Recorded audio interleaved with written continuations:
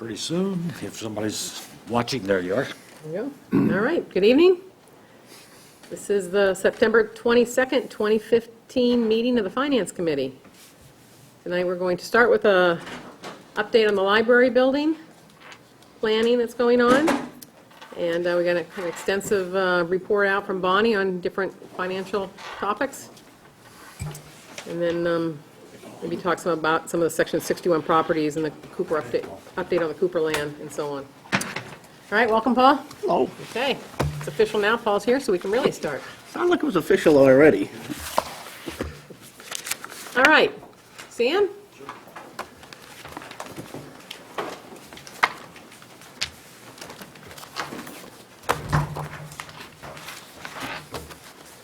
We're an easy crowd. You can relax.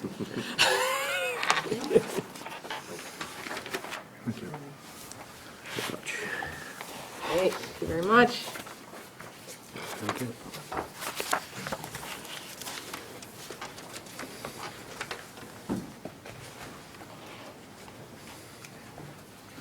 Okay, So thanks for meeting with me today and inviting me. So I thought I'd just go over. I move the microphone up just so people at home can hear you as well. I thought I'd just go over where we're at with the planning and design grant and what is expected of us from MBLC in the future. Okay, very good. Okay. So currently, we're in the planning and design phase of the project. For that phase, there are several requirements or goals that were required by MBLC that we meet. So far, we've hired a library consultant to gather community input, perform a feasibility study, and complete a community needs assessment. For that, we hired Dermody Architects, and that assessment was completed in April of 2015.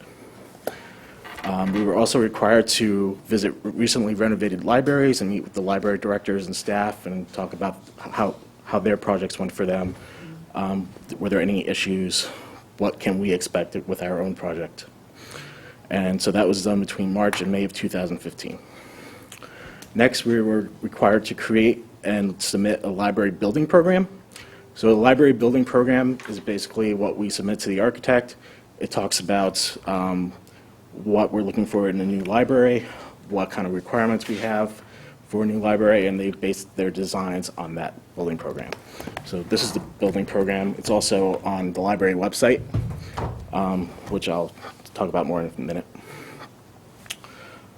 So can you just summarize for us what you're going for, like the current library, what the deficiencies are that you see, and what you're trying to achieve with this whole program? Sure. So right now, we're looking to expand, to basically create more space for materials. Right now, it's pretty crowded in the library as far as shelf space. We're looking to really renovate the library, change the, right now we share the elevator. That's not really efficient. It's not really ADA compliant because we have the shelving is so narrow. The space is so narrow, you can't really get anything through there. We do have a chairlift, but it only goes from the main entrance up, and then you need a key to use the elevator. So for someone with a wheelchair, it's not really good. We're looking for more programming space to expand we currently have the Cooper room, but we could always use, it's basically used every day by the town. We allow the town members to use it on a daily basis. So we're looking to expand that. I think, anybody else? The children's room. Yeah, children's room and young adult, make it more appealing for children and parents and kids. Create more space for story time. Right now, so just looking to expand that space.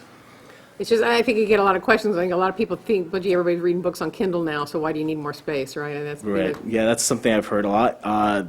Truth is, our circulation stats are pretty high. We're actually doing pretty well for this library because we share with other libraries. We're part of the MVLC consortium.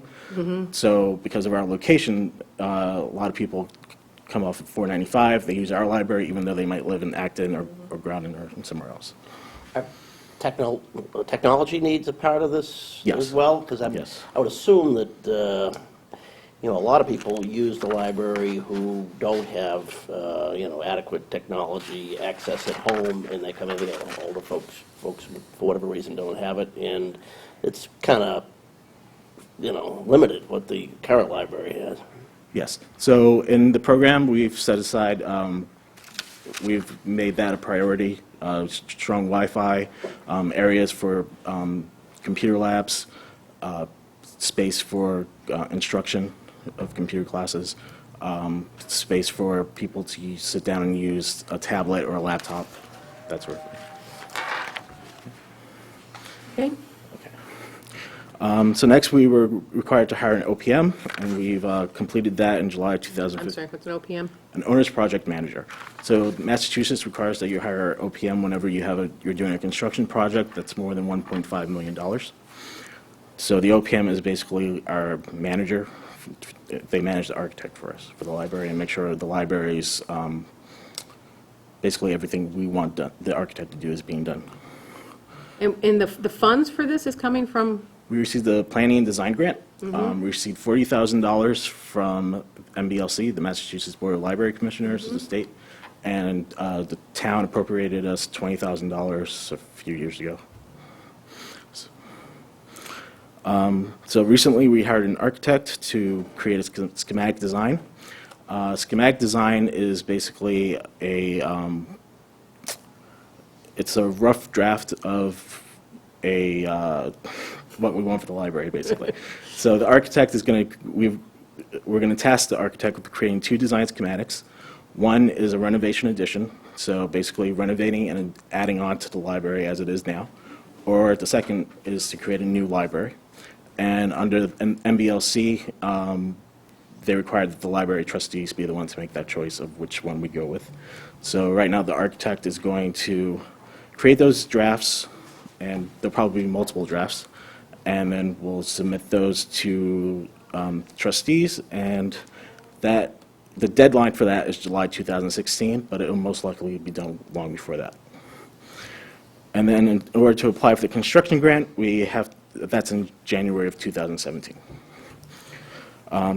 If you want to review the community needs assessment or the library building program, you can go to the library website listed there, littletonlibrary.org, and click on library info button, and there are links to PDFs to both documents. Okay, so the next phase is the construction grant phase, which is what we'll be applying for in January 2017. The construction grant covers 40 to 50% of the construction costs. If you construct a green library that is LEED certified, we can get an extra 2 to 3.5%. But that money isn't made available until after the construction is complete and the library is evaluated.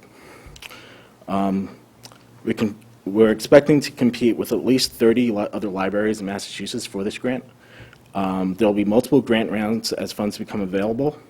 So if we don't make the first grant round, we get put on a waiting list. Everyone is ranked based on need, and basically we go from there. and the grant could be used for either of the scenarios, whether it's an expand Yeah. or new. Okay. Yeah. So the grant will not cover furniture, computers, interior security systems, paving parking lots, or any small additions to the library. If we do any kind of renovation, even if we make an expansion, the whole library has to be up to code and renovated. It will cover demolition, if needed, acquisition of land, underground wiring and plumbing, design services, site prep, construction, fixed capital equipment, and it'll only cover the library. So since we're a shared building, that's of concern. So it's only the library, not the town side. Right. The applicant in the process is the town of Littleton. Applicants are eligible for a grant every 20 years. So if we don't, if we do get the grant this year, or in the next couple of years, we can't apply for it again until, for another 20 years, basically. If you do get it. If we you do, get if it. we do get it, sorry. And then the town must also agree to remain, that the library will remain a library for the next 20 years. If not, the town is required to repay the grant. So the calendar for the construction phase, the announcement will be in spring of 2016. We'll have to send out a letter of intent to MBLC announcing our intention to apply in fall of 2016. The actual grant application, that includes the schematic design, the building program, some other documents, that's all due in January of 2017. And we can expect the first grant round to be in mid-July 2017. Excuse me, Sam, are these dates defined by the state, or? Yes, if you, So those are, it's not if we hurry up, we can do it quicker, or No. if we miss January of 2017, do we then fall out to 2018? no. Later than that, probably. Yeah, the next grant round won't be until 2020. So if we don't make it in 2017, we don't do it again until at least 2020. Okay, okay. So the grant announcement that you have listed here, that's just them saying that we're going to do this at all? Right. It's really nothing, okay. Right. So libraries will have 6 months after they receive their first approval to basically get the remainder of their local funding through town meeting. Once all funding has been attained, the construction can begin. So just as an example, from the last grant round, the Athol Public Library, they're about the same size as us, and they went, in our building program, we put down that we want a 22,000 square foot building, and they went for a 21,000 square foot building. So they entered the grant round in 2010. They completed construction in 2013. The total project cost $8.6 million for they renovated their building. They didn't build a new building. They added on. And it was a 21,000 square foot building. They received $4,572,147 through MBLC for their grant, so that's about 50% close to. And they were also LEED Platinum certified, which is actually the highest for a library, I think, in the state, and they received $160,025 for that. So basically, the way they evaluate the application is at least 5 independent reviewers, including 1 architect, will come to the library. They will see how much need is required. They will evaluate the application, and they basically check to see if the design satisfies the building program. Is there clearly a demonstrated need? And does the project demonstrate efficiency, flexibility, and sustainability? That's where the next 20 years comes in. They want to make sure the library that's designed is a library that will work over the next 20 years for the town of Littleton. All applications are ranked. If anyone's rejected, or if they make a mistake, they have 6 months to fix their application and then submit it again, but they go to the bottom of the waiting list. And then this last page is basically from the MBLC website. It's their calendar. Okay. As you can see, we're pretty much on track as long as we keep going with this. Yeah, so any questions? Did any of the consultants that you've worked with have a sense as to how we would fare with the needs assessment versus the other 20 towns or however many towns are doing this? Yeah, so they all think that the elevator is a big issue. Basically, an elevator that you need to get a key for someone with a disability, that's pretty hard for them. So right now we're not ADA compliant for that. As far as the space needs, they definitely think that's something that needs to be addressed as well. Children, everybody says they love the library and that it's great, but it's just really accessibility to the things that we need to change, to renovate. Could either of you speak a little bit more to what the role of the trustees is in providing input? I mean, is it just, at this point now, needs assessment's been done, you hand it over to the architect or whoever, they come back with the 2 or more plans, and then from that point, what's your internal plan for, for assessing which way you go? The trustees will look at the plans that we get back. We'll, schedule meetings and try and get as much town input as we can. And then we have to make a decision, right? We're not going to do it sitting in a room by ourselves. We'll, open it up as much as we can in the time frame we have, right? before we have to submit something. But are you having input along the way, or are you just waiting to see what they return to you? We haven't really, we just hired the architect, we're in the Yeah. process of hiring the So it's architect. early yet, yeah. It's still fairly early. And we've considered both ways internally, but we haven't seen enough of any schematic Right. to know. I mean, everyone's got their kind of ideas on what it should look like, but, you know, none of us are architects, so. You know, I've heard different things like, you know, let's have, you know, a fountain and, you know, like the Boston Public Library. It's like, these are really nice features. But somehow I don't think those will fly. Yeah. Think. What's, PMBC has been involved in this also. Okay, great. so what's your preliminary thinking? Are you like a separate building, a new building altogether? Have you looked out to where that might be located? So we have, You must have those ideas in your mind. we've considered expanding, I think the expansion is considered to go off the back. Right. Right, and another is to go over towards the Morgan property. Right, so those are the two things we've kind of considered, and there's pros and cons both ways. Just, you know, if we move from our current facility, then, you know, the town can expand into our facility, but, you know, the Morgan property is more off the beaten track from where we're at now, and you have other, you know, extra issues, but if you're moving, then it makes it easier in the transition phase too. So there's pros and cons both ways, but we don't really have enough information to weigh which one. Is the architect looking at just expanding north in this building? No. And So far, we've Why? just interviewed the architect. Right now, they haven't even technically signed the contract yet. But basically, if there's an expansion, they're looking to expand towards the back of the library, towards where the Cooper room comes out, basically as far as that. And then possibly towards the front as well, it depends. There's no plans to take over any space in the town hall. Right. The plan would be to add on to this building. I wonder if that's the most cost-effective way. I mean, town hall basically is office space. It's about the least expensive kind of space to put up if we were going to put it up someplace, or rent space, or whatever, I don't know.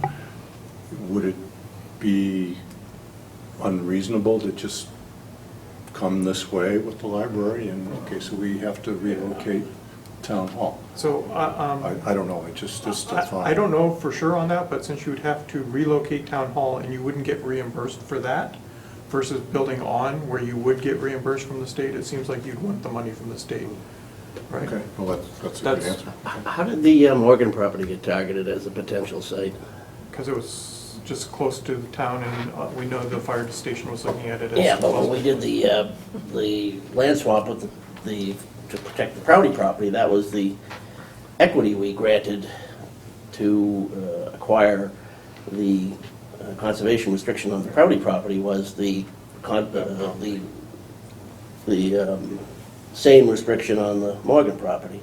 I understand that hasn't been filed at the Registry of Deeds, but I think it's just asking for a lawsuit from the state, who gave us money to protect that land if we ever decided to build on it.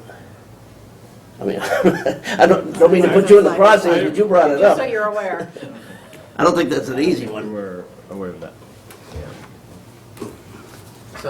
So it looks like from your time frame here, then you have some kind of a schematic design by next summer, Correct. and then you'd have 6 months to go out and work the town and make people aware and do the rounds. Is that kind of the plan? Once you have something to show them and say these are the ideas and so on? We'll be working the town before Or that. before that? Good answer. Okay, and then obviously my next question is just in terms of timing, and Bonnie, you can sharpen in too, because I don't know how much you've talked to the Board of Selectmen recently. I mean, are they aware? Because there's a lot of things coming down the pike here with capital, and certainly the fire station, who knows what all else, so, Yeah, I think it would be helpful to show this timeline to the Board of Selectmen. Yeah. Because it does, there are some dates that are popping into my head. The spring of 2016 is when we're going to look for design money for the fire station, and construction authorization in the spring of 2017, placing Yeah. debt service in 2020. I was thinking those two look like they're coming really close together. Right. right. one of the considerations for renovating the existing space is a structural review of the floor loading capacity and whether or not that would have to be upgraded or if it's adequate as is. And that's all part of the schematic design? Is that also the architectural? Do they do all that, or is it really just, this is how it could look? Well, they need, the architect needs to get a hold of the existing drawings if So they'll have to possible. consider all that when Yeah. they come up with these proposals. Yep, They're not proposing something that's just not going to be economically feasible. correct. And one thing, just an off the wall thought. In my granddaughter's school, there's what I would think is a library, but it's not a library, it's a media center. And I don't know if that's more in line with what you guys are thinking for services to the town. You know, I know that you've got a few computers that the public can use. You've got Wi-Fi. You've got DVDs, books on CDs, electronic readers, all of that kind of thing.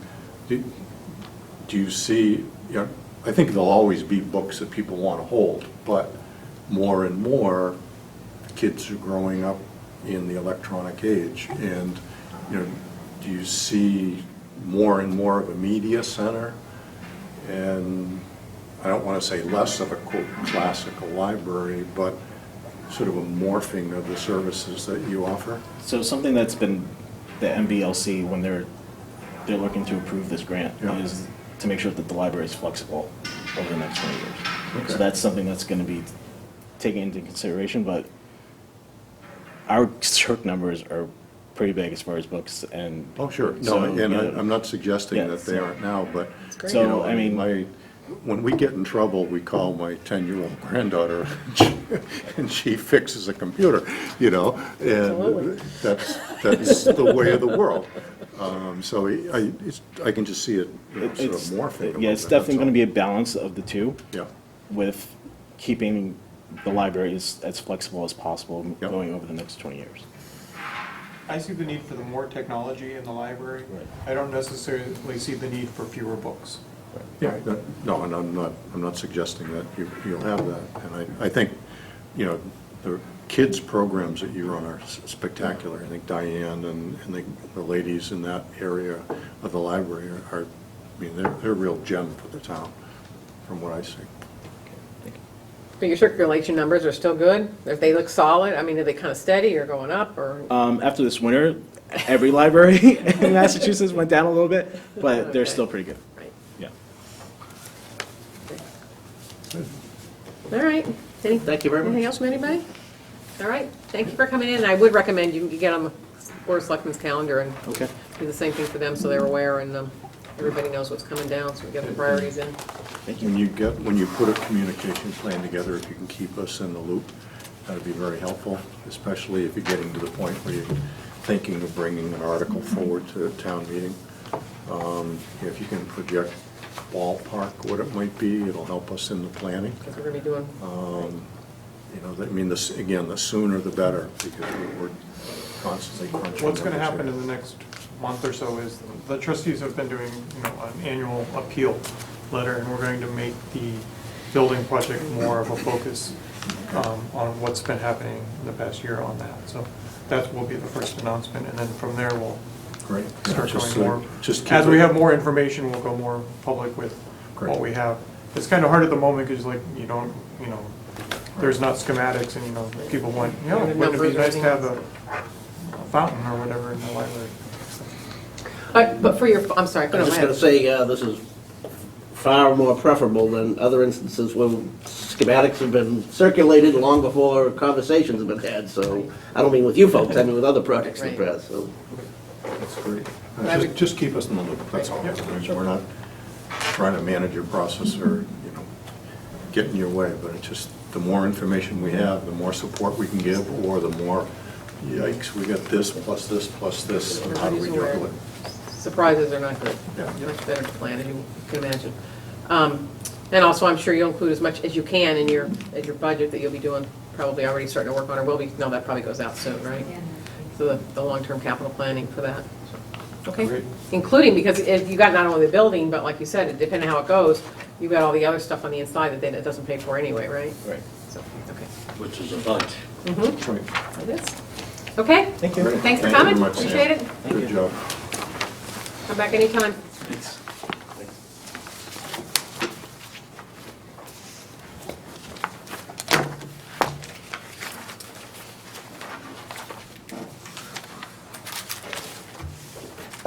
All right. Bonnie? Talk for a long time now. Yeah, I'm afraid you're up. We haven't talked for a while, Oh, so. hi, it's been a while since you guys. Mm-hmm. All right, basically, I have a budget update that I had emailed out. I had sent this also to the school department, so they had a chance to look at it, and it was discussed at the selectmen's meeting. So, last week, not this past meeting, but the meeting before. And I know you guys were there too. So. I'll start with the 2016 operating budget to give you an update where we are for that. We are in balance still. We have a small surplus of about $149,000 with the release of the final cherry sheet or state aid figures and adjusted local receipts. The bulk of this is from an excise receipt adjustment. Last fiscal year, for fiscal 15, our excise receipts were up significantly. Excise receipts are typically stable, sustainable receipts. They might fluctuate a little bit in poor economic times. You might see them go down a little bit as people hang on to their vehicles a little longer. But we're seeing some increases both because I think we have more cars in town with more people, and people are turning over their vehicles. So I have made that adjustment so that it's carried forward in future budgets. The cherry sheet, came up with a few $1,000s more than what we had anticipated, but again, the bulk of this is from excise, so we are putting it into the forecast as it should be sustainable. Does Bob Moran pay excise tax on his inventory, or is that just No. considered inventory? It's sales, so it's just as inventory. Okay. Because these funds are, appearing in the final budget working, we're proposing that they are used to provide some supplemental funding for 2 existing capital projects as our budget is set and adopted. We have 2 projects that are existing and have been, as I'm sure Mr. Moore can attest to, hanging out there forever. We have bid both of these projects at least 3 times each. We've been unable to get pricing within the appropriation levels that we currently have. The fuel facility, we went through and calculated that we needed a $111,000 supplemental appropriation in order to deal with that project. The facility is not in compliance as it stands. We need to do a tear down and rebuild for that. And $38,000 for the Council on Aging kitchen. There's no real math behind that number other than that was what was left. So it will allow them, though, to do the additional work for the stove and maybe some cabinet work that they're also looking to do. That project, also bid several times, has been coming in at almost double the amount that was budgeted in the appropriation. But this will get them what they need This to do? will get them what they need to do. It will bring us into compliance with all of the code issues, get the stove replaced, and possibly address some cabinet issues that they would like to have, which is, And so what's the total for that project, about? with the supplemental, there's 119 plus the 40 that's here. Okay. So bids were coming in, I think the last round was 240. They were really high numbers. Today we got a. Today we got a rebid. good one. Yeah. They revised the scope, they downscaled the scope in order to get a bid that was reasonable. for Within the 160 then? So we're in the 160 range, so. Yeah, so we're happy to, So we have 2 bids that came in today, and one of them is really good. That just need to look at the certifications of both the I'll contractors. check the references. But in any event, whichever one we go with, we're within the dollar, Right. So this will address it and all the code violations. which is good. Right, okay. In the fuel facility, Yes. The 111 is incremental to the 300 and change? that There's the actually light- four, the bid came in at 478. Okay. And then there's the engineering cost on top of that. So this will address, it's like 400,000 secured for it right now. So this will address all of the engineering components, the construction, and anything else that they need. Okay, so again, how much is light and water? Light and Water paid 200 and,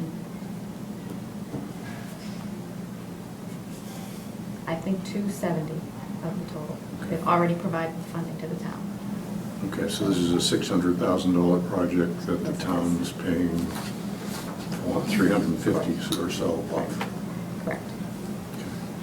We did go back to Light and Water to just ask, I mean, never hurts to ask if they would, you know, be able to fund any more, and they kept, it was 300,000, I'm sorry, they committed what I thought. 300,000. And they reaffirmed that vote. So I thank them for their, Right. their 300,000, but, you know, it's, I think it's a fair contribution to it. And for the kitchen, is there an expectation then for how long that will last, or that they'll definitely stay there to get that 160,000 left, as opposed to being in line to build something new? I mean, we hear a lot of people talking about a new space for Council on Aging also, or whatever we call it, you know? My understanding is that the Council on Aging took a vote to ratify that this would be the site for the Council on Aging. 10 years or something? Yeah. I mean, is there A some, long-term commitment to being are here. you understanding as well? I just wondered. Oh, yeah, no. Okay. Yeah. The expectation is that at some point, rather, we'd like to have a senior center. Right, But if that doesn't happen, if Park and Rec found a home, then the other part of the end of the building down here would be picked That up by the was- that COA, was- and then that whole area would be the senior Senior center. center. It would be sufficient. okay. But there are still people looking to gin up enthusiasm to move somewhere else as a senior center, but that's down the road. Okay, because this is an investment, so we'll have to spend No, all it's a this, good and then investment. next year somebody's saying, okay, let's move, so, No, I don't, yeah. okay. And the work they're doing now really just addresses the code violations. Okay, I understand, but still. Yep. Yep, okay. So, that's what the proposal is here in the warrant, which I'll go over with you after. Hopefully that will take care of that. So, that settles out 2016. Okay, So we started the 2017 to 21 budget planning. We keep a 5-year, we keep actually a 10-year rolling document, but we focus on the 5-year window because that's more critical to the planning process. Basically, what we're recommending that we request of the departments is 2 different budget scenarios: level staffing, which would cover the existing staffing level, no new programs or services, and any step and COLAs that might be due. Most of the collective bargaining agreements have a 2% COLA for the next 3 years. We are also requesting a mission budget, which would, again, inconsistent with the previous years, be at the staffing level that the department head or the appointing authority feels best meets the needs of the community. Again, I qualified it at the meeting. I have no idea that this will be attainable, but it's helpful to identify what those incremental costs are. So if funding is available, they can be targeted. And we have done that in the past with Council on Aging staffing enhancements. Last year, we rectified some budget deficits in veterans benefits and legal expenses. So we've augmented those to the levels that they are historically spent at. well, we should always ask that anyway, because even if there's no chance we're gonna, you need to know what people view as the needs. Correct. Because it may be that you need to stop something else to do one of those. So you should always ask that. And you get information out of the departments that you Right. may not realize. Right, and they Things may that be are able happening in to- public right. safety or. Yep. So it is a valuable process. So the budget documents will be going out to the departments at the end of the month. And I am going to try and do them all I'm going to give you the printed version, but I'm going to set up an electronic version too for you to review. So that way, if you don't want to carry all the paper, you won't have to. The town department and capital plan and department budgets will be due electronically October 27th. The school department will also be submitting an initial budget document electronically on the same date. Their detailed budget document is due on December 15th in electronic format, and that, I took those dates from the adopted financial policies. It was something that was addressed last year, so I just wanted to remind them. We reaffirm that with them and I they're on sent board? the info to them, and In I. electronic format too? Yep. Very good, excellent. It's great, it's really great. So in the 5-year projections, we're using some modest calculations for growth in revenues for 17 to 21. We're using 1% growth in local receipts. I've done some adjustments in this fiscal year, as I said, to excise to bump those up. So modest growth after that. A 1% growth factor in school state aid. We're going to look at this a little bit because at the meeting, the school committee offered that we had 37 new students in the classes this year, spread through several different classes. But that will increase Chapter 78, so we're looking at those calculations to see what that might look like. Even if they don't augment Chapter 70, we'll get an increase for the population increase. 1% growth in municipal state aid. Our state aid has been pretty flat in the last few years, so that I feel pretty comfortable in that. New growth for fiscal 17 is estimated at 900,000. This is a big number. Most of it is coming from the commercial buildings that have been under construction, the Point, 15 Great Road, the apartment buildings coming online. So it's a real number. We're pretty confident that will materialize. And 500,000 for fiscal 18, and then 300,000 for 19, 20, and 21, which is historically more consistent with what we've seen in previous years. This is obviously a moving target as we get permitted projects in the pipeline. We adjust these. If there were a project that got delayed, I'd have to reduce this, but it's based on what we have in the pipeline right now. So it's pretty accurate. Doomsday always seems to be about 2 years away, Yeah. every year. But as long as it stays 2 years away. Expenses. We're calculating 3.3%. 2 years out, the Cooper property will save us. Right. A 3.3 average growth in town department budgets for 17 to 21, which is basically takes into consideration any of the steps or COLAs that are due. We've got a 0% increase in operating expenses projected in the budget documents. I've got a 3.3% average increase in the school appropriation with 4% dropped in for fiscal 17, 3.5 in 18, and 3% in 19 through 21. So a 4% increase in the appropriation would be $690,000 for. And why the 4% up front? Because, it's just a projection, but what we did is, in looking at the averages over the years, for the town budgets in fiscal 17, it was 4%. So I just tried to equalize it, just to get a number into the projections. Certainly can be modified, changed, but that's where it came from. And a 10% average growth in fringe and employee benefit costs, which covers primarily health insurance and the retirement assessments. So using those assumptions, there's a surplus. This is the first time that I've said that since I've been here. Of $75,000 predicted for 2017. It's because of new growth. There's a very big new growth number in there, and that is what is closing the gap.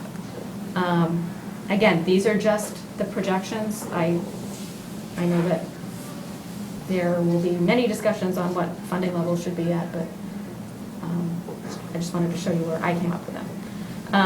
Structural deficits do appear in 18 at 278, which is pretty modest, and continue to 21 at 1.9 million. So we're going to need to continue to keep an eye on it, but again, this is the first time that I've started a budget process without a deficit. So, Yet. Yeah, I know. So is this like you're a closing pitcher and you're going in, you got a 5-run lead and you're like, I don't know how to do this. I looked at it again, I Not actually enough brought it pressure. into Steve, and I said, can you just look at this too? And Very fun. All's in the closer was a 5-run lead. That's right, you don't want to do that. It's like they don't know how to pitch because there's not enough pressure. At this point, we're dealing with all altered projections. We haven't got anybody's request yet. So No, actually, I no. mean, we can interpret this as a positive because we've never ended up in a deficit situation, fortunately. We've had tough choices to make at the end of the year, but as you fine tune your projections, Right. we're getting closer and closer on target. How about that for an interpretation? There you go. All right. I like it. Which good, will, Paul, you're is good. projected to last one whole year. Right. Okay, so for capital planning, we're estimating that, But I just want to go back, because it really does, I mean, for all the joking aside of you don't know what to do with it, but it really does put us in a different position. And we really do, the budget process will be a little bit different from that standpoint. I mean, we still need to always have an evil eye on every cent that's being spent, because it all multiplies going forward. But there may be an opportunity to do something more this year, and so we want to be very careful and aware of the things across the whole town, and where best to put any extra opportunity that we have. correct. Correct. And, you know, I'm not picking on the school by any point, but I have a number in here that I'm sure that they might have a different number, you know, right, we don't know. The departments might have the same thing. I mean, I don't know what service requirements. Well, I mean, last year, there were a lot of requests for, Right. you know, substantiated requests and of needs of additional people for lots of different groups, so. Right. Um, They didn't have it. So for capital planning, we're estimating that there'll be just over $2 million available for funding for, you know, capital or other one-time expenditures. With 962 funded through the accumulated debt service reductions that we've been reserving, and $1,082,000 from undesignated fund balance, which is the 2.5% that we spent on capital. In 2016, we funded $1,950,000, so it's very close to, you know, the same number. It's increasing slightly every year. But of that, you know, we had 3.1 million in requests. So there's always a deficit in capital spending, it seems, over the requests. And this does not include the money spent on roads. No. The roads under the financial policies were built into the operating budget, and those accounts can't be reduced to Right. fund other departments. So they have to be maintained in there. So yes, it's still, But they could be increased on a They one-time could be basis. if and we we've had- done that in the past. If we had a need or we had. Or an opportunity. An opportunity, Mm-hmm. right. And we've done that in the past, even, I think, 2 or 3 years ago. We Okay. used 200,000. Let's see, and of last year's spending plan, we spent $1,770,000 on targeted expenditures, and we added $180,000 to the capital stabilization fund. So that's also another, you know, use that could be targeted. Yep. So again, this would all be inside the levy, no debt exclusions, no capital exclusions. Let's see. Furthermore, in the 5-year plan, we're now coming up against the fire station project. So I do have that in 5-year plan. Okay. It is funded inside the levy limit through the debt service reductions. At that point, we'll have paid off Shaker Lane when we place the debt in 2020. So that's kind of how it drops in. It replaces the Shaker Lane debt and gets put into the plan. So I do still have that into the worksheets. It does assume that the vote taken will incorporate a debt exclusion ballot vote, but be funded inside the levy limit, because there's differing votes from different boards. So that still needs to be addressed, but it is in the plan, funded inside the levy. So that means that if that vote happened and it passed, and if in the beginning we said, well, we're going to fund it inside the levy, but at some point we said, we know we really can't, then we would already have authorization to go out and borrow. Correct. So if there were a crisis, for an example, and the board decided that payment, or some of it, all of it, whatever, couldn't be funded in the plan, they could raise it separately. But in advance of the anticipated votes in 16 and 17 town meetings, especially in light of the rather large undesignated fund balance this fall, is there any reason we can't be salting away earmarked money specifically for that project, so that we aren't saying, Yep. you know, yes, we have the ability to pay for it today, then we're gonna fritter away our you know, why Yes. not pay a bunch of it up front, you Yes. know? We did that before with the high school years. Right. Yep, absolutely. That's. We're going to get there. Yeah. No, but I mean, she's got stuff in But I here. mean, capital Yep. stabilization or something. Yeah, earmarks, something everybody like knows. that. Yeah, absolutely. I'm with you on that. Let's see. So we do also have, as you mentioned, we have additional undesignated fund balance that could be spent, as well as some overlay surplus, about 200,000 in overlay, which has been released. What is that, Bonnie? I'm sorry. Overlay surplus is when you're doing your budget for the levy, your real estate and personal property tax, you budget an amount for abatements. So, you know, we have a $30 million levy, we budget 400,000 for abatements that might come in, which sounds like a lot, but it's not like on IBM or you know, something like that. So if you don't spend it and all of your ATV cases, your appellate tax board cases are closed in a particular year, you can release that and it can be spent or appropriated. Hasn't that volume been surprisingly low, like, in recent years, the appellate tax appeals? We had a large settlement just last I year. mean, just the volume, usually when it follows a downturn, like 07, 08, then you get a spike in, you know, in abatement requests because people think, hey, my property's worth less now. So- Yeah, we do get a spike in abatement requests typically when we do a revow, which we're doing now. Right. And when there's any economic downturn. Very few of them go to ATV. Right, but I mean, even just the local appeal, the Yeah, they're numbers not are that down, bad. aren't They're they? not that bad. Yeah, yeah. Well, I mean, it's a good thing, I was just wondering if there was anybody had any sense to it. I think, you know, Ken Meldren, who retired most recently, was fantastic in his approach to setting Right, valuation. right. And I think, you know, that's kind of a testimony to his ability to Yeah. set a value that you can't really contest. I wouldn't be surprised to see whoever takes over Berry finds. Try that, Decide sure. it's a rickety old building and I'm putting money in, so give me a break. Yeah. So, yeah, I would think that It's already discussions somebody about would do that. going for the pilot stuff anyway, right? Yep. So there's that money that could be appropriated. If it isn't appropriated by June 30th for anything, it closes to undesignated at the end of the year. So it's kind of a, you know, one-shot. Now or deal. later. So I think, you know, getting the financial policies grouped together to kind of visit this type of situation and figure out what is a good use of the undesignated, what type of reserves do we want to establish and make sure. In the policy, we do reference the debt exclusion stabilization fund, which would be a stabilization fund established purely for debt that's excluded. So if you vote the fire station as an example, as a debt exclusion, we can put money into this fund and it can only be used for projects that are debt excluded. Right. So it couldn't be withdrawn and spent on, you know, a fire truck. Right. It would only be for debt that's excluded. So that's kind of how you To could lessen the future pain. part things away.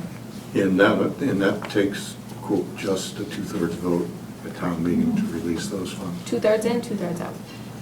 Yep. So, and so we have some recommendations to do that. Let's see. I did include the one-year fiscal 17 to 16 comparison to show you the differences. And again, the 149 in 16 is what we're recommending to be spent on the fuel facility and the council on aging kitchen. You said you're going to be providing this to us digitally as well? Yes. And that'll, as it was last year, which was very helpful, have history too, like Yep. 5-year, 10-year Oh, yeah. history, so we can... And this too. Yeah, Yeah. great. Yes, you can go backwards, forwards. Right. We've got it for at least, well, since 2007. Okay. And the next page gives you the 5-year projections. Again, starting in 16, going through 2021.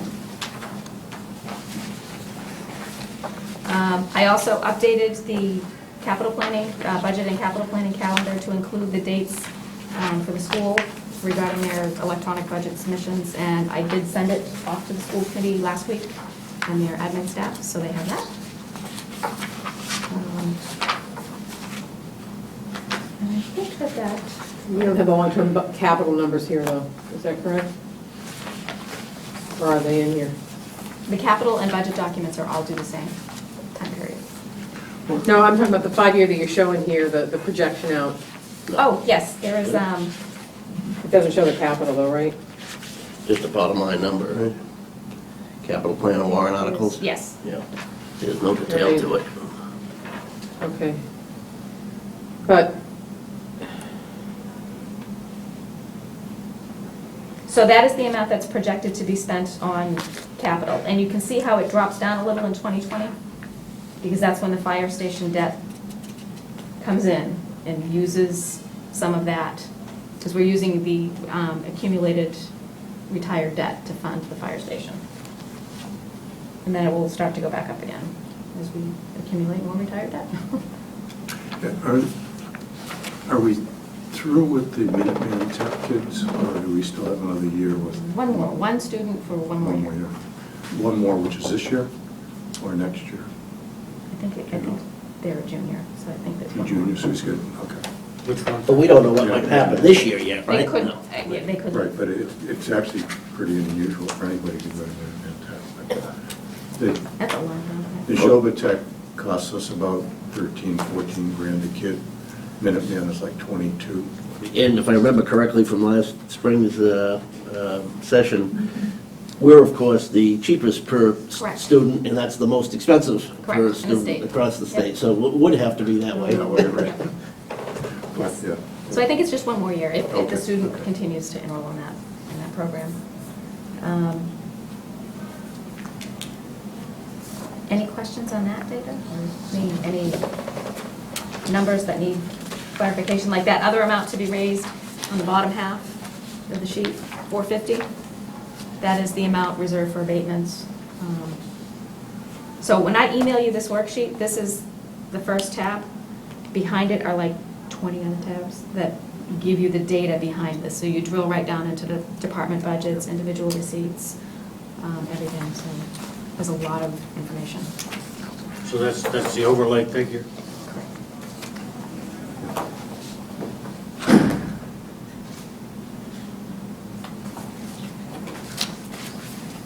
all right, so this is probably a stupid question, so you have to just be patient with me. No problem. So I'm thinking about the capital, like we take from the free cash and other things, we spend $2 or $3 million a year on capital.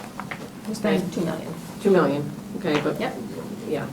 So, in addition, we're paying high school debt and all those other things right now. Correct. But I'm seeing capital plan and warrant articles here for 2 million. Capital plan and warrant articles are cash spent in that fiscal year. Okay, so that's the on amount capital out, plan. that's the amount spent out. Right. Okay. So it doesn't include the debt. The debt service is up above. In regular operating expenditures, you see it's like $4 million for fiscal 17.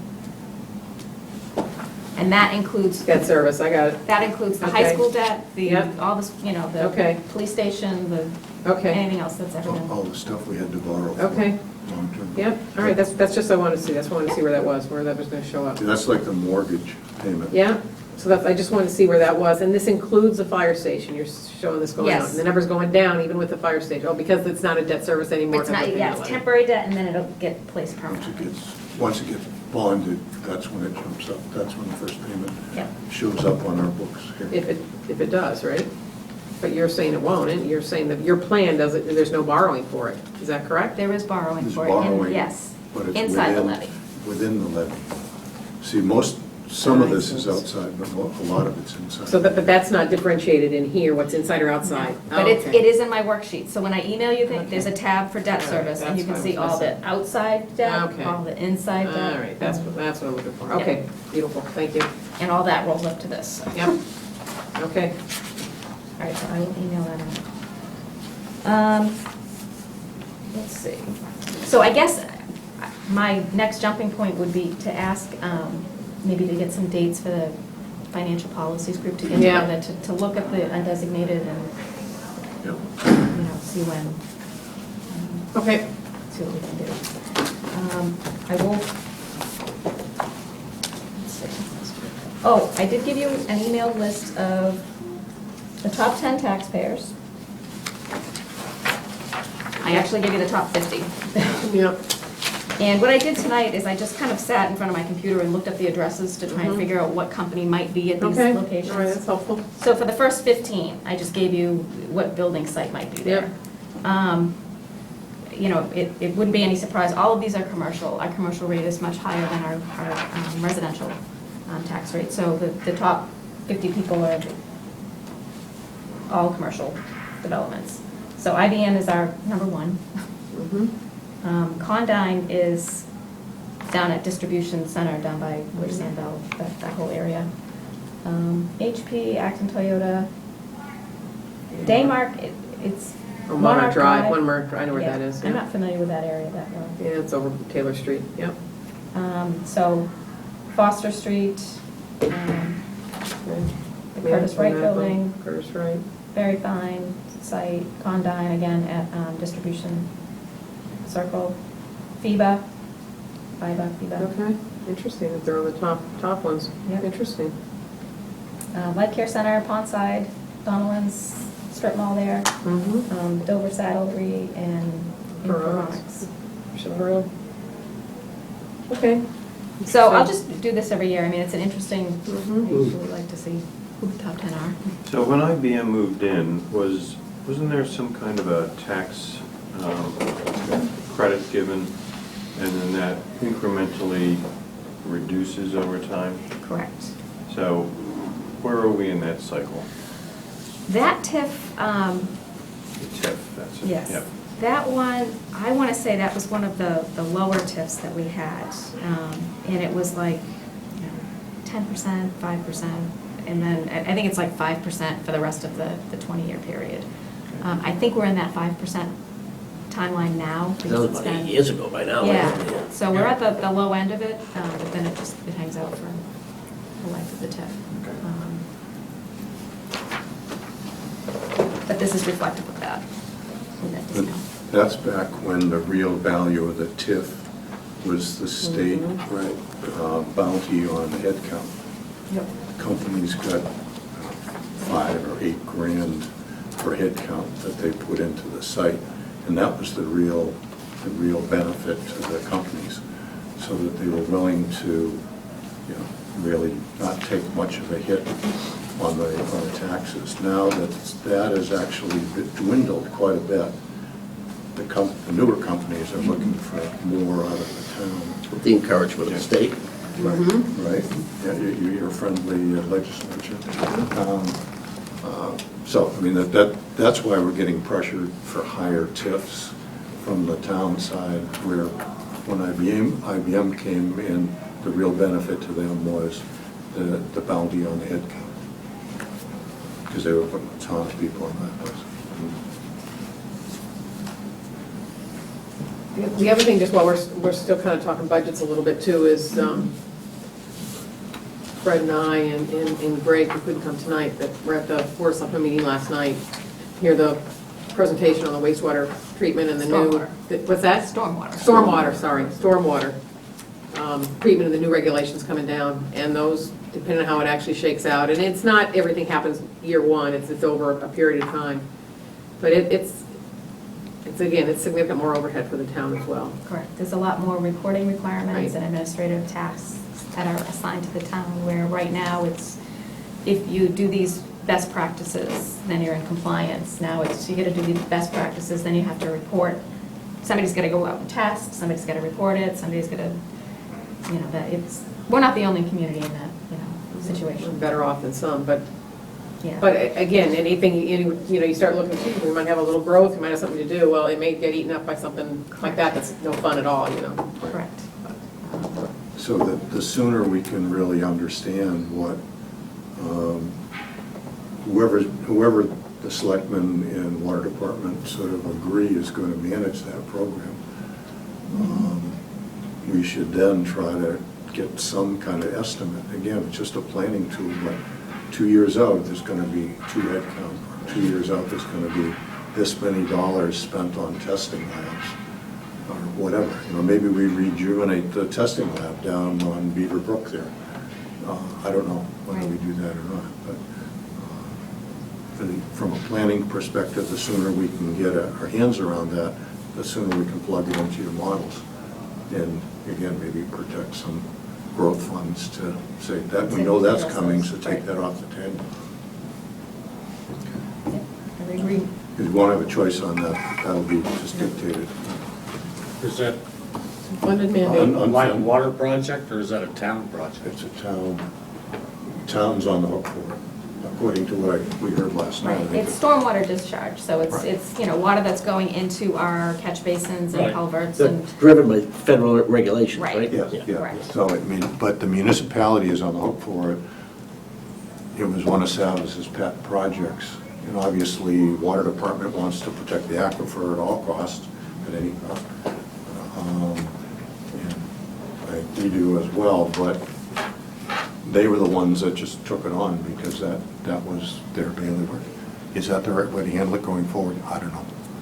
But You talked about some other towns putting up, creating a separate utility to charge people, so the more impervious land you have, you got a big parking lot where all the stuff's running, well, you're gonna pay more than yeah. somebody else has got There's a whole bunch of fields and different stuff like things that. going on here, but Yeah. we were like. So it's Yeah. our sewer charge, since we don't have a sewer. Right.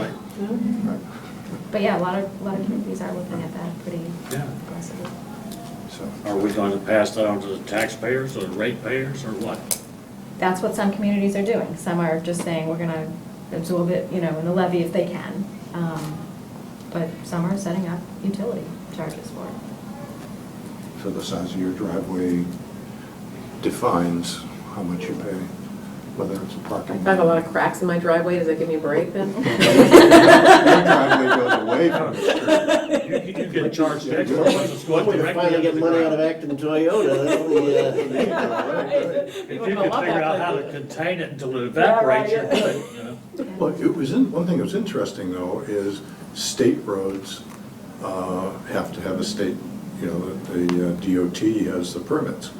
So, you know, think about it, you have 2A, 110, 119, 495, 2, all of those just feed into all of the brooks and lakes and streams and whatever else. So, you know, the state's on the hook, but at the same time, some of our roads go into the same bodies of water. So if that body of water is polluted, we have to test it right at the pipe as it leaves. You know, it leaves our pipe, and we're only responsible for so much, but the state's responsible for more. It's gonna be a crazy mess trying Well, and there's- to peel this thing back. The remediation too, Yeah. if they come up with a hot test, say, you know, that needs to be addressed, and it's a residential neighborhood, now you need to get into whose house is it, where's it coming from, is it a sump pump, is it, you know, just how do you the get old access? 21E thing when How that do all you- came into being. You know, thing. so you have to have this bylaw that would allow for access onto private ways. It's a big deal. It's a big one. And if it goes through, if it gets approved as written, there are, what, 240 new reports? I mean, it's just, I mean, it's, you know, it's just gone amok, but that's. So that's pretty coming down. interesting. It's coming down, so, but The again, good from news a is planning it standpoint. create you're- jobs. Yeah, that's right. These people can Oh, then and there's no stimulate the federal economy. funding for it, so they're But- very clear, there's no Right. funding. But the good news is that we really are much better shape than many towns. Yes, we are. So, And kudos to the water department Yeah, right. and the town And the stepping town, up for and the working things that we've on it, done. so.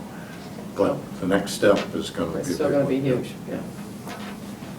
Okay, on that happy note, Yes, let's see, warrant articles, did you want to? I think so. So what I did is I printed out the warrant itself, as well as the town meeting booklet that it gets mailed to the residents before town meeting. This final form now? This is draft. The warrant is in final format, because that's posted. Oh, the explanation is still draft. The explanations are still And in the- and draft. I have it on my other side, I didn't bring it with me. The deadline for, I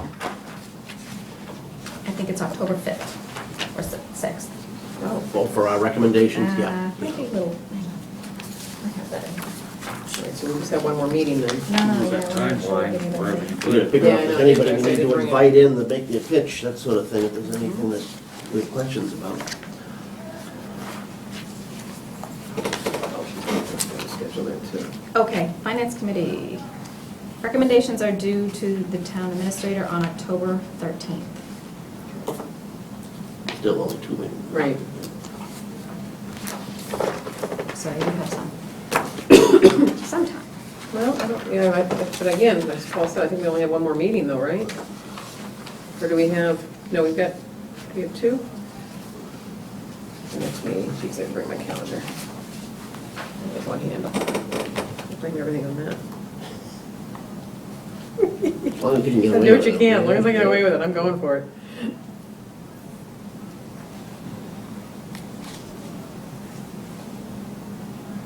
I'm not taking a printed copy of that calendar yet, believe it or not, I printed a copy, old fashioned. I gave you one in the budget packet. Does that include all our readings? Not all of them, no. No, Here no, we go. one of them, oh, there we go, thank you. 22nd's today, the So 6th and the 13th Okay, so we have itself. two though, but we do Yeah. have, we have those two, all right, so we do have So two even more, if that's we, good. yeah, but it doesn't give us, if we identify in our first go through people we need to hear from, we've got exactly one other meeting. Well, we're Yeah. gonna go We through do them that right right now, now. why don't we do it right now to identify it? Nobody want to bring in, right? Yep, okay, All right, so I'll just walk you through. Yep. I'm looking at the book that goes to the residents. That one. this one? Oh, no, you look at the other one, okay, It's just easier to. okay, we'll look at the book then. Okay. How you doing, Tom? Good. Having fun? Blast. Okay. Should we throw some more numbers at you? Sure. Okay. So Article 1, our bills of prior year. I don't have any bills of prior year at this point, so. fine. I know. Get back, get nothing. So it's likely that, that will have no action taken at this point. Okay, Article 2 is to establish the LCTV, PEG access, and cable-related fund. Adopting Article 2 will allow us to continue operating in the manner that we're currently operating. It just makes it legal and ties it with a bow. Right now, or since I've been here and before, all of the PEG access funds go into a revolving account.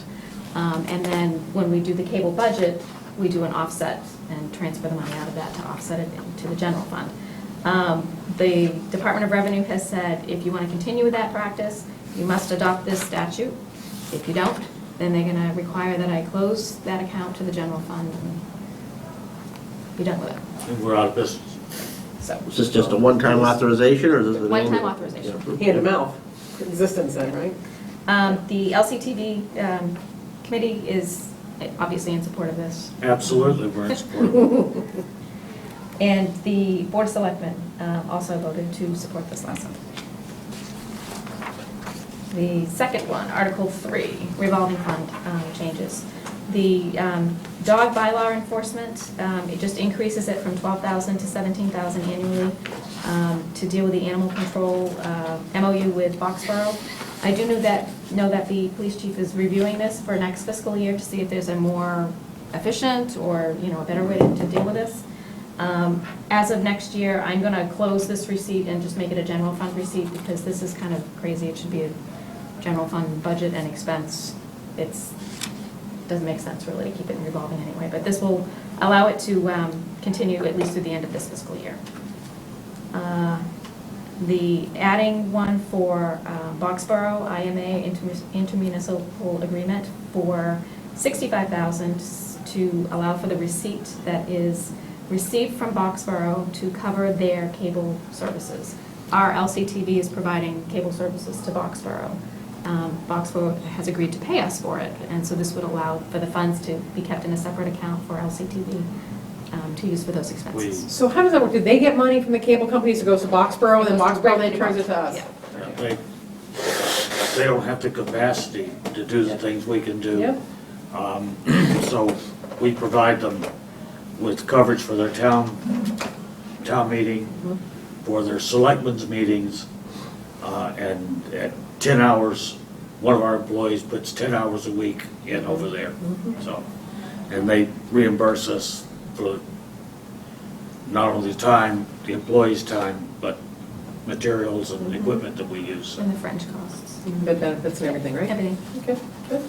So that would allow for that. Some scale, that's good. A new one for conservation for the community gardens. This is a $10 fee, I believe, per plot that they Oh. collect for the community gardens. And what they use the funding for is to pay the water bill and whatever might come out of that.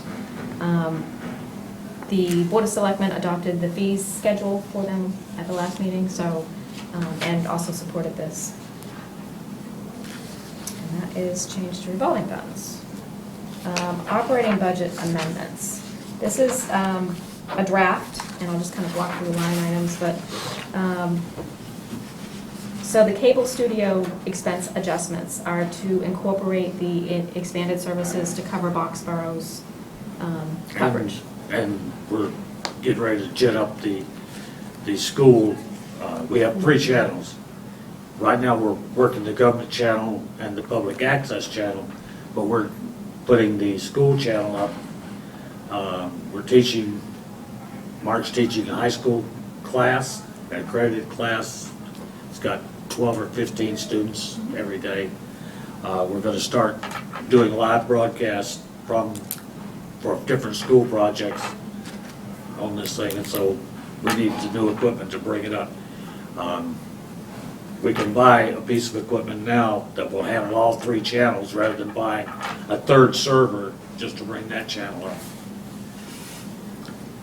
And again, the money comes out of the LCTV fund, so. it's So not these in- are neutral. You see there's increase in 46,670, and we've increased the transfer in from the PEG Access Fund to offset it. Highway, there's a few items here. Highway, there's a set wage increase of 54,971. It's 2-part, one for the increase to the transfer station operations, the additional day. So we had to add wages for that. That was approved by the Board of Selectmen. I missed that. What was, I missed the logic behind that. What was the reason for that? Go get a plow. My understanding is that there were requests made for another day to be open. The transfer station should be open another day, so they wanted to explore that. I gave them the cost to do that, and they voted to do it. So the transfer station's now going to be open on Wednesday? Apparently. Wednesday. I mean, you go on Tuesday or Thursday, there's nobody there. It's Tuesday, Thursday, and Saturday There right was now. no discussion. I don't use it. I mean, I think, Saturday. majority of the town doesn't use it, Right. which is true. But if there were a need for an additional day, I would have thought it would have been an additional weekend day. Wouldn't that make more sense? Yeah, I Yep. avoid the weekends, being retired, so I go on a Tuesday or Tuesday, Thursday. Thursday, but is, And I go at different times, morning or afternoon, well, it's not open in the morning, the afternoon. And I'm by myself. I may see Fred, or, but it's not busy. And I thought the idea that they were going to raise fees to cover that. They are. They are. So this, while it is an increase, it is offset by the additional revenue that has been adjusted. But you still have to appropriate Yeah, the they- It funds. really should have been a much more open process. There The- should have been more discussion. And it should have been happening Absolutely during the should have regular happened. budget process. the Why price is is this going happening now? up for your sticker, and that's what's gonna cover it, Yeah, I know. Right, so they just raised sticker and bag prices are going up to cover this. With And no- the transfer no input. station hearing has always been held in August because and I don't know, I mean, this is historical, but it's always, you get new stickers in October, or October 1st. So at some point, 20 years ago, I don't know, whenever it was, set up, that's what the time frame was. So to adjust it, or maybe incorporate it into the budget process earlier, might take some massaging to deal with because it's such a, But it wasn't even brought up as a It's not a critical discussion item. point. If it didn't happen right away, it really would have mattered, so Well, I'm not happy with I that. assume this sticker increase was brought to the Board of Selectmen, and yes, there was a hearing. The hearing went for 2 meetings and then was adopted. probably should have thought about going to the hearing. I didn't. Well, I don't think you would have necessarily expected that there would be additional employee costs associated with that. I mean, I don't know. Just a sticker hearing, and then out of that comes the additional day. That was Yeah, the process? That was the process. Did you say there was something else that's a part of that figure? Yes, there was, under the highway study that was done a year or so ago, there was an engineering component that was recommended that be added into the department. So we incorporated, we had a job description ranked an engineering technologist a few months ago. We brought it to the Board of Selectmen in August. The board directed us to go back and look at a full engineer which is what we used to have before Eric Derling retired. We brought that back this past week, but Jimmy Carr was not able to attend the meeting, so they pushed it to next week, or I'm sorry, to October 5th to review it, to see if we could hire, bring in an engineering component. The funding from that would When be. you say component, do you mean an additional employee? Yes. Right. The funding from that would be transferred from the roadway budget, because right now we're spending that money for engineering services out of the roadway budget. The thought was to bring, some of these services in-house, some of the construction oversight could be done in-house at a smaller cost than contracting out.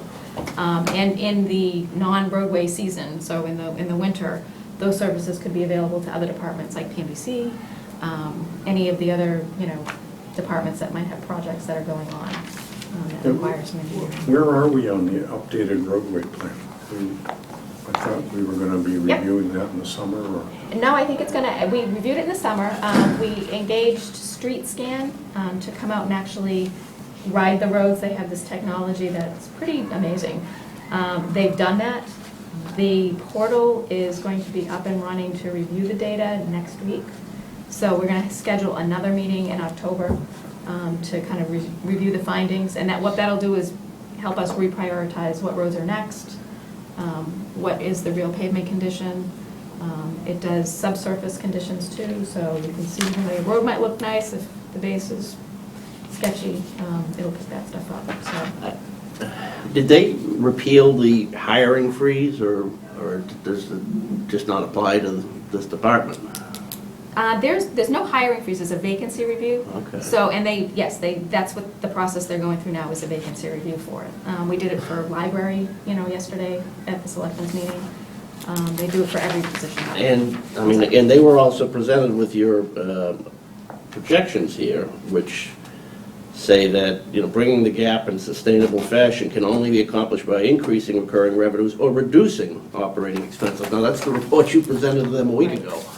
And at the same meeting, they advocate adding another position and increasing man hours at the transfer station.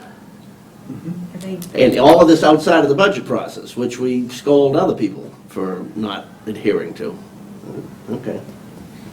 I think I can't speak to the transfer station because Well, I was surprised. the engineer, I know there's good arguments on both sides. I was a party to it when we created the position. I was a party to it when we eliminated it, and I saw the effect after we eliminated it. Wasn't good. Oh, I didn't think there was a big difference, frankly. I noticed that our engineer was mostly in charge of saying, gee, that's a project that needs an engineer, but I don't have time, we're gonna hire somebody. That was, that's an overstatement for effect, but I would move cautiously. I don't know. But then again, we don't have to review it because it didn't come up in the budget process. That's a unique way of avoiding public oversight. I don't know if it's the best. It was in his budget last year in his mission request. It didn't get approved. Right. Through the process, but it was in there. Well, that's not comforting. Right, but, if we step back and look at, Jim's department, his department spends a lot of money at the time. And it's really the only department that has no number two. He does not have a second. All valid, but we have, occasionally beat up on the schools, but they have a statutory independence that is not enjoyed by the highway department for hiring without a process, and yet here, that's what's going on. So I wonder that we're not more upset about that. You haven't been in the middle of it?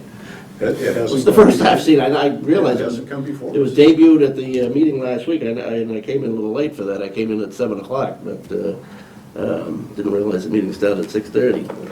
Apologize for that. Things you miss. So that's what's making up that number. The highway expenses is the transfer station increased cost for operating. Stormwater expenses, it's $4,800. It's for a new report that I think it's part of this whole compliance issue that we've got to get up to date. So There is an expense. But what is that? So it's not people, so what is the $4,800, a new report? It's for an engineer to do the report that So we're you required to. hire somebody outside to do Yes, this? to do this, yes. The engineer we just hired 2 lines above it can't do that report? Probably with a specialty in stormwater reports. Roadway expenses, this 39,000 was the half-year cost of having the engineer come on. So that's the reduction there to bring it up. And the other 4,800 I was going to fund from transferring money out of short-term debt because I think we're adequate there. And that makes up the difference. So there is an increase of 22,182, but that would come from transfer station increases. So it nets, it's neutral in the levy, but you do need to appropriate any additional money that you'd be getting in. All benefit costs accounted for in here too?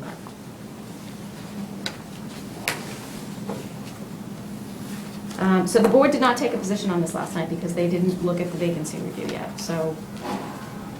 That's, Personnel Board reviewed the job description for that job, and we graded it at a grade 11. And Jimmy is grade 12, so. So what is the pay range for an 11th ballpark? 60 to- 62 to 70 something. Yeah, 76, I think. Okay, so this is for half a year. Correct, So you get another increase. next year. If they hire this character, then there's another incremental increase coming next year because you have the full year impact of it to make sure we get it. Yeah, okay. That 39,000 is not 50% of the salary, that includes the benefit side of it, right? The But- benefits are, it does not include the benefits. The benefits are budgeted as we have we keep like a 25 employee Right. reserve in the benefits, because we never know what's gonna happen when the enrollment process happens. We just had all the school teachers hired. We'll have open enrollment again in April, and then we kind of figure out what I happens. forgot, I'm sorry. LCTV pays our own benefits, like, tend to forget that other people don't. Right. So again, they haven't taken a position yet, so there's no recommendation on that yet. Article 5 is to fund the collective bargaining agreement with the police union, the 2%, 2% COLAs. I So- think you so guys that- got an update in. So that's been approved, Yes. so it's public information now. So nothing is in here about the stipend?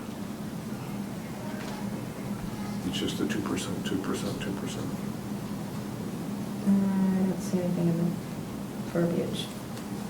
Fred, were you included in that as we had hoped, or as Well, yeah, I got invited to the meeting where they said they were going to do it. Okay.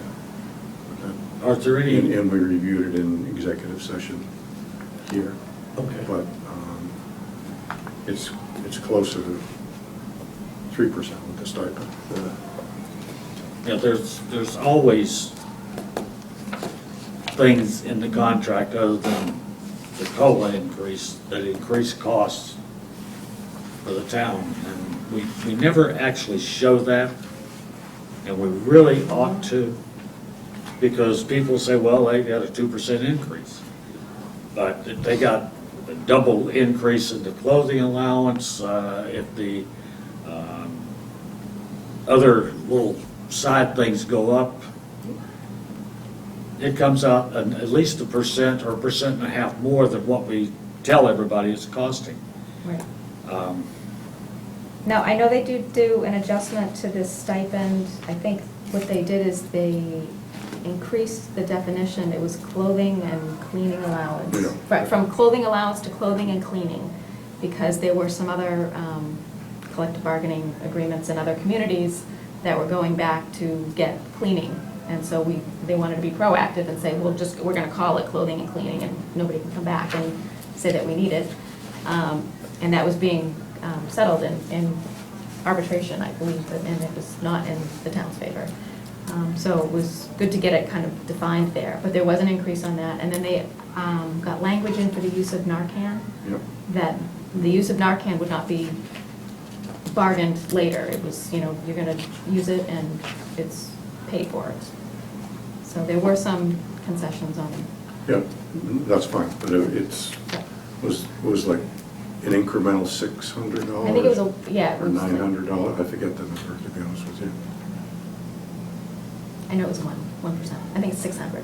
Okay. 600. So 2% plus almost 1% for the clothing allowance, clothing/cleaning allowance, so it's really closer to a 3. So Bonnie, I'm just thinking, going back to 4. So if at town meeting, people got together and excited and didn't really like the Wednesday night thing, and so what, they vote down this article? That's the only way they could do it? Number 4? Or if they, They could vote down the article. I would not have the appropriation, but if the collective bargaining agreement, well, I'd have to look at that. I'm You not know what I mean, for sure. the You know what, I don't Wednesday? want to, I'm not sure. But was the collective, was the extra hours for the transfer station in the No, collective it wasn't. bargaining agreement? It was not. No. So I So this is a, think that would, okay, so but people will have already purchased their stickers for the year. So, and they will have paid the higher amount, so. okay, I think I'm with my buddy Paul on this one, right? I don't like that one. There's something else beyond that. Article 6 is personnel bylaw amendments. When we adjusted Schedule A and I think C by the 2%, these were, I guess inadvertently, not adjusted by the 2%. It's a very small fiscal impact. It's $4,700 for the adjustments to these grids. They're on-call, temporary or seasonal employees, and some meeting clerks and election wardens. So they are looking to make the same adjustments that were done for the other groups with these employees. And, let's see. Article 7, supplemental capital items. So we have the fuel facility, and here are the numbers. So yes, LELD paid $300,000. Town meeting appropriated $248,000. And again, it's still insufficient. We bid it out 3 times. We're tired of it. And then there is the kitchen, the Council on Aging kitchen, $38,425. And then we have the one that Mr. McRae referenced, the LCTV capital equipment. This would be coming directly from the PEG funds. And it's used for the equipment for launching the educational channel. I know you mentioned the servers and everything else that's required for it. I did ask Mark to provide just the capital plan document that you're used to seeing for the budget process to give you the details on it.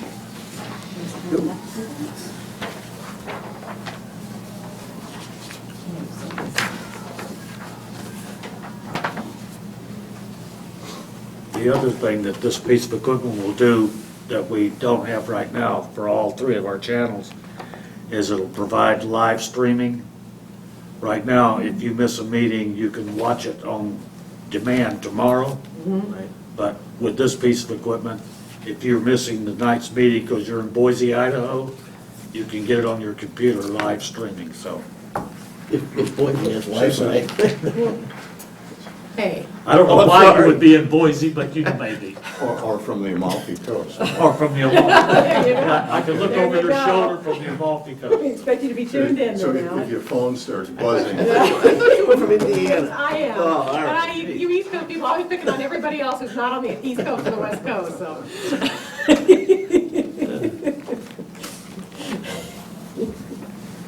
We had sewers in Indiana, we didn't have septic systems, so there. I'll catch up to you someday.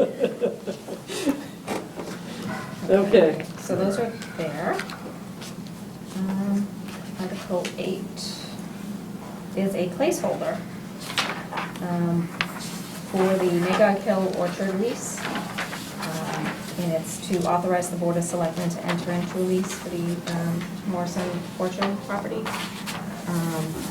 We need to do a new long-term lease. The one that we've had has expired, so it needs to go out for formal bid and review and negotiation, so. Hopefully this isn't suggesting any change in the management up there. I don't think anybody's suggesting any change in the management. Hopefully, may he live forever, Charlie, wherever you are. I think Are he they just, you know, cheering your remarks from? That's right. Apparently, Just happens. he's like Trump, he brings his own audience. You make a statement when you're, Yay! You heard it here, Paul's like Trump. No. All substance. No flash. so that is, it just got added in at the last meeting or so. So I don't really have too many details other than we're going to go out for bid again and hopefully keep everything the way that it's going. So the intention is, though, if this is here, Yep. is that it'll go out to bid, it'll be done by the time we vote on this? No. No, it authorizes. No, this is just authorizing to go forward. Okay. Isn't the other substantive change that it allows for them to have up to, well, I guess nothing would have prevented them before, up to what, up to 30 years? Anything up to that so they can be more flexible, whereas the previous ones have all been 1 year extensions? We've done some One, extensions. yeah. The original, I think, Was was a 10 10 year. year, 10 year, Yeah. right, yeah. So they want to do a longer one, Right. which needs town meeting authorization. this allows them to do it, but Right. they Not don't have required. to do it. Right. Right. Okay. Okay, so that will be developing. Article 9 is to establish an account for aid to elderly and disabled taxation fund, which would be something that would be added to the tax bills if people wanted to contribute any sum of money to this fund, then it would be kept separately. There would be a group, you can see the people that would be in that group, that would be appointed by the board, which would adopt the rules and regulations to carry out the disbursements for residents that might apply for it. So this is just authorizing people to donate to, It's authorizing them to set up the fund separately from the general fund, and then And So it's people an can opt-in donate. thing, you can Yes. check off. opt in. okay. Article 10 would be to reduce the Council on Aging membership from 11 to 9. The Council on Aging supports this, and I think right now they It have was their... their 8 idea, members. so. Yeah, Look at that, like a game of musical chairs and two who don't find a chair after leave. yeah, I think there's only 8 I right think now. there aren't that many people, they're already there. Okay. Yeah, there's only 8 on Damn. there Hint, hint. In fact, they're going, I think they're below the 9 right now, now. Yeah, I think it's 8 maybe. something like that. So again, the Council on Aging and the Board of Selectmen support that. This is the stormwater discharge placeholder for the bylaw amendment. And I know there were some of you there last night. And, I can't remember his name, the gentleman that spoke, but he is going to go to town meeting. He did offer his services to go and deliver the bad news, which we thank him for Right.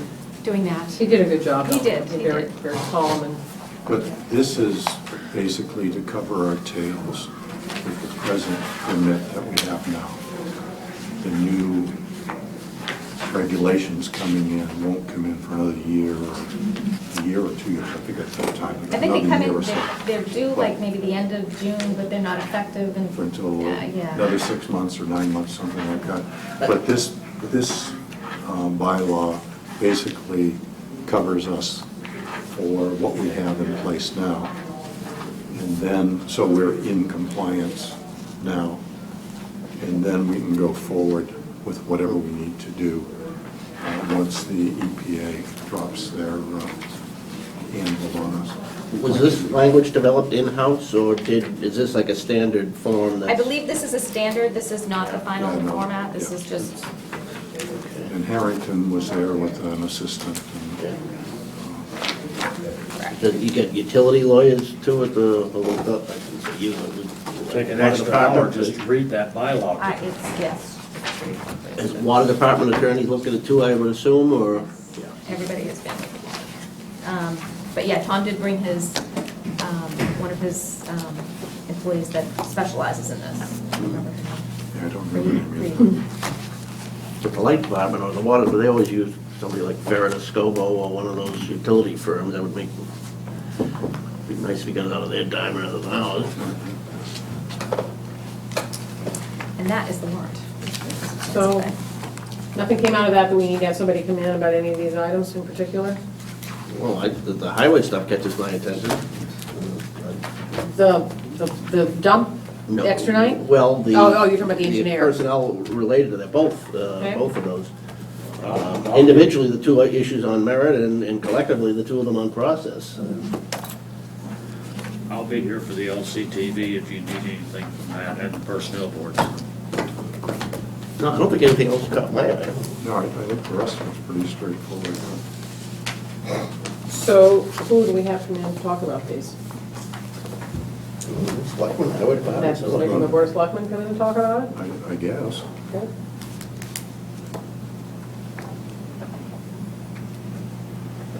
Okay.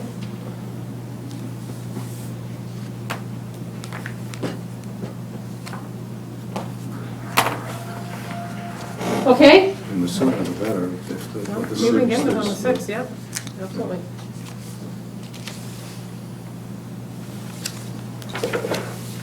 Now, the selectmen have a meeting before the 6th, Bonnie? No.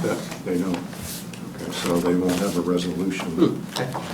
Because Oh, the- I'm sorry, they have a meeting the 5th. Yeah, yeah, Yeah, right. they'd have to, Okay. yeah, And right. it's So, but scheduled for the is 5th. that,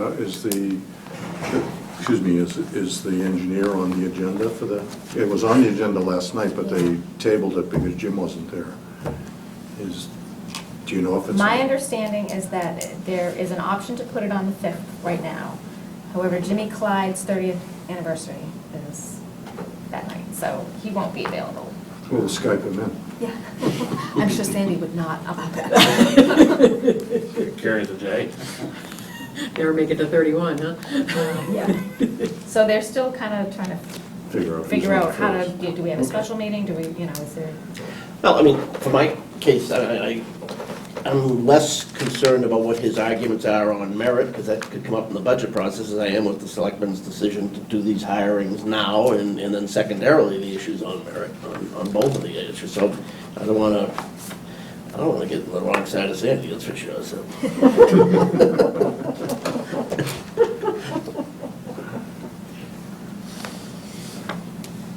Okay. So I'll let you know as that develops, fine, but okay. right now it's kind of. Are they meeting the 12th? That's a holiday, though. The Yeah. 12th is the holiday. It's the week after. All right. Well, we can just withhold our recommendation on that piece of it, and we've done that going Yeah. into town meeting. Right. And we can, Well, they can still come in on the 6th, somebody can. somebody can at least talk to us about it, yeah. Okay. All right, so you got something on the chapter 61? Yeah, I basically gave you the chart that was put together with the Board of Assessors, showing the changes in Chapter 61 property over the last few years from 2009 forward. So there's a couple of different categories. 61 is forestry, 61A is agricultural, 61B is recreation. Different components to each. And you can see overall, our Chapter 61 of forestry has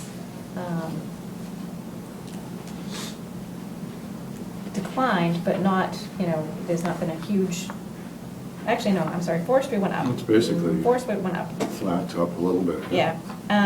It's the 61A that has gone down some.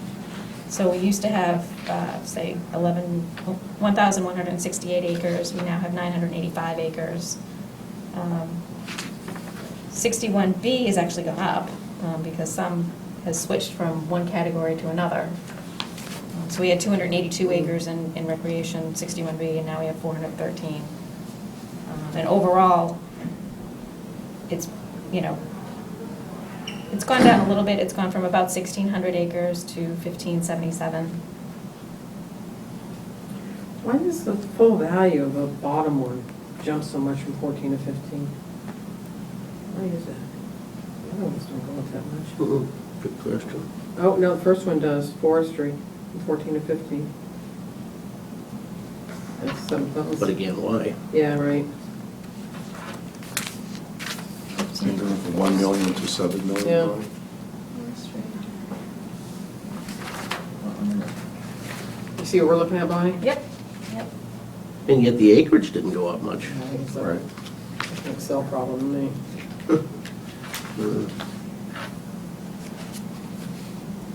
It's one less than the number below it, than the 61A.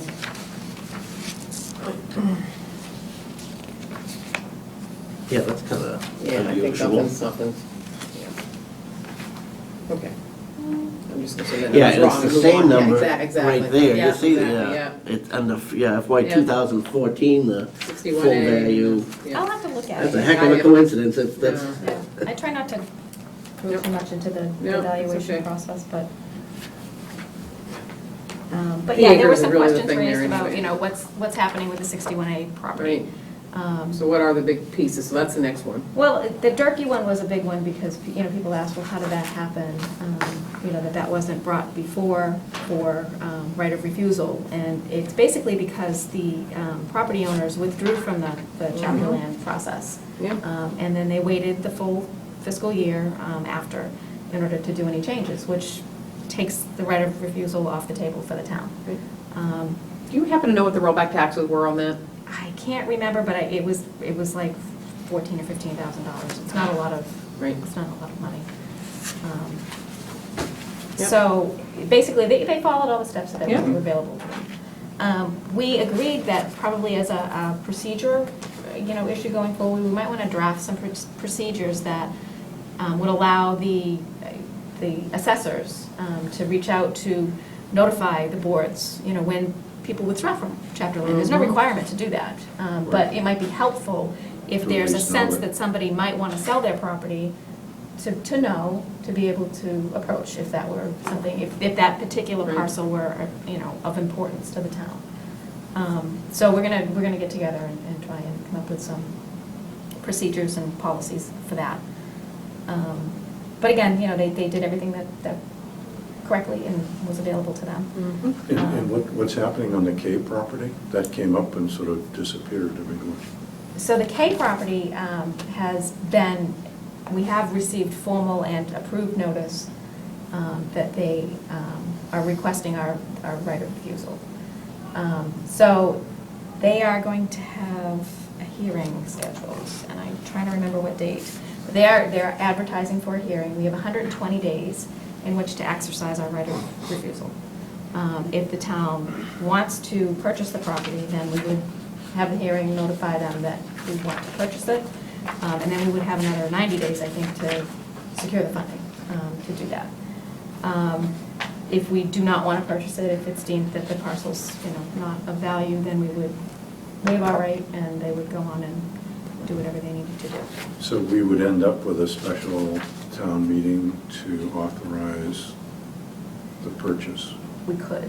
I mean, if, assuming that, because we're not going to get all that done before October 15th or whatever. Right.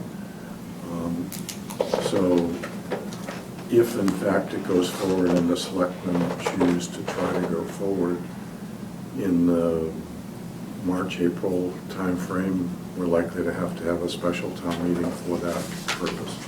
The gay property? Yeah. If Are the you town- hearing anything that anybody thinks that needs to be saved for some reason? I have no idea. I mean, Especially Turkey gone, I you don't- know, I'm not I mean, hearing Don anything. MacGyver was at the meeting Yeah. and he didn't seem to know much about the piece of property. I mean, it's a really gerrymandered piece that goes off of Grimes. It's down close to the Durkee property, if you know where that is, down by the train station, It's a budding where tree the farm. Christmas tree farm. where that Christmas tree farm used to be. That's, quote, the Durkee property.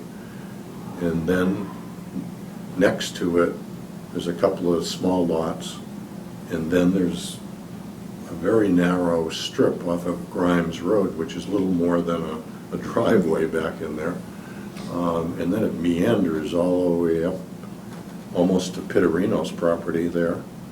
And again, meanders across almost to Foster Street. It does come to Foster, but the part on Foster is not It's under, not accessible. Not on, right, and I Under was 61, driving by right. there, and there's a couple of, looks like it's a couple of lots of land for sale.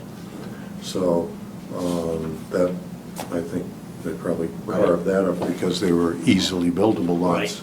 yeah. So it's this really kind of meandery piece of property. I haven't walked it or anything to see what it's like, but it's really, it looks like the classical gerrymander piece of property. It just sort of meanders across the hills. Does it abut Bumblebee Lane too? I'm sorry? I wonder, does it abut I Bumblebee don't Lane think it too, or does. not? I don't think it goes up quite that far.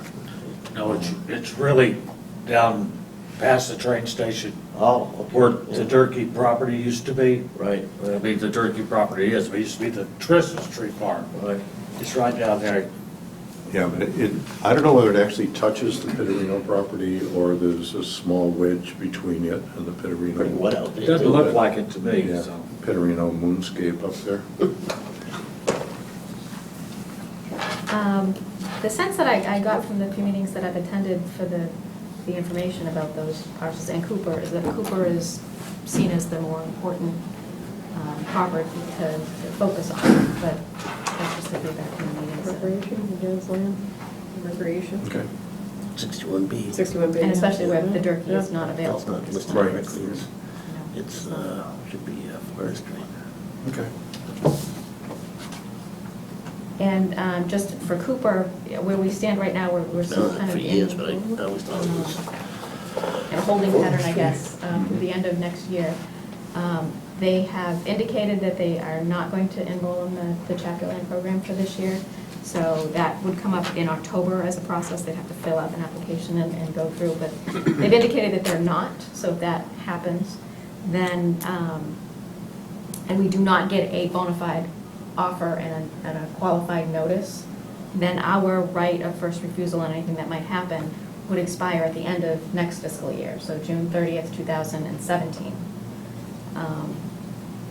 The only thing that would move that up is if we got a bona fide offer or qualified notice, which we have not. And if that happened, then we have 120 days to. But we have first right of refusal up until that point, even without a bona fide offer, right? Without a bona fide offer. Yeah, With a bona fide we offer, can move it up. Well, yes, well, we that have kicks the 120 120 days in. If they get what Tom Harrington deems to be a bona fide offer, then you only have 120 days to respond. Otherwise, we have until 2017. Right. You know them, I wouldn't know who they are, but yeah. Yeah, for sure, but the Yeah, Green fair enough. Association. And their, I believe the purchase and sale agreement is good through September of 2016. That is under agreement right now between the parties, so if we do not receive an offer, then our period expires after.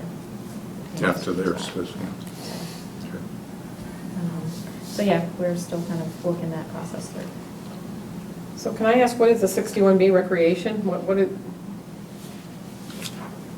What is the criteria for that? It might be helpful to have the Board of Assessors come in and go through it, but Mhm. I believe there's like walking trail components that need to be open to the public. They do, huh? Yes, they need to be open to the public, for public Oh. use. Interesting. Well, Well, Not Well, you're necessarily, they do. They do? Okay. because Camp Neshoba is on there for Mhm. 60 acres or so. Yeah. you know.